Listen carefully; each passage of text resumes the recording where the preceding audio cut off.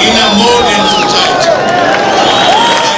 The reforms that the government has put in place are already beginning to show. From a negative growth that the economy registered in the 90s, a steady rise was seen at 2.8% growth in 2003, rising considerably to 4.3% in 2004. The Kenya government has instituted innovative measures to spur development by involving the stakeholders in the design and implementation of development projects that are aimed at eradicating extreme poverty and hunger. The government has therefore in its budget allocated funds to be utilized for development projects at the constituency level. This is the Constituency Development Fund.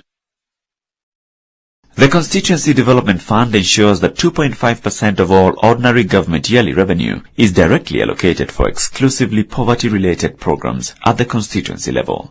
This works out approximately $375,000.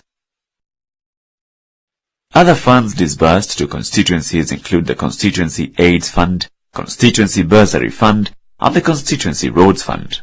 Government is currently engaged in an exercise of targeting grassroots-based development initiatives at the constituency level. These are resources that will direct the people to help improve infrastructure and hence create opportunities for the people to create wealth and improve their lives. I think this initiative is bound to grow in line with government policy, thereby making it possible for us to travel along the way towards meeting our Millennium Development Goals. These funds have greatly improved the MDGs related infrastructure, that is, schools, health and water infrastructure. We've been undergoing reforms in the water sector. We are implementing the Water Act 2002. We've been occupied in the last 2.5 years in setting up of new institutions for water supply and sanitation, and also for managing the water resources. And we can say that the reforms that we have undertaken so far will facilitate faster implementation of projects and will eventually ensure easier access to safe drinking water and water for all uses to the Kenyan population. The government has also directed that 20% of the local authority transfer fund be spent on core Millennium Development Goals programs. These are funds to be utilized at the ward level.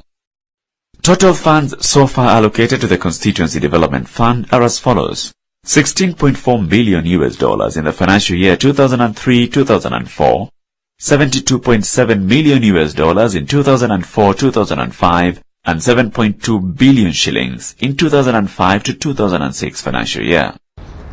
It is in the realization of that and the commitment to the Millennium Development Goals that the Kenya government has, in the economic recovery strategy, emphasized providing more resources to go to the social sectors. These are the health sector, the education sector, and also in the area of agriculture, because agriculture happens to be the one that is taking care of more than 80% of our people in terms of employment opportunities, and also in terms of as a major source of food, which means if we can be able to make our agricultural sector as productive through providing support to, say, the extension services, provision of production techniques that will make the farmers have a much higher rate of production, then indeed we'll have been in a position to empower our people.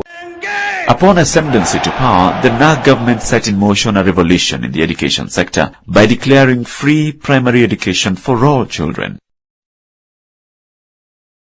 Resources have been mobilized from the exchequer, local corporate bodies and development partners to open up education to all children of this country.